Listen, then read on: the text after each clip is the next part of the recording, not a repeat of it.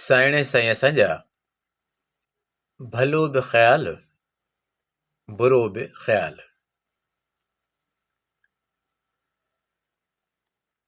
ख़्यालनि खां ख़्याल भलो,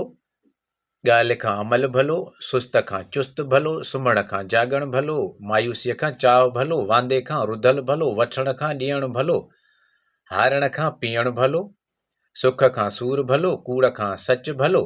नफ़रत खां प्यार भलो, तकड़ खां सब्र भलो, वेर खां दरगुज़र भलो, तकरार खां सुलह भलो, बंदूक खां कलम भलो,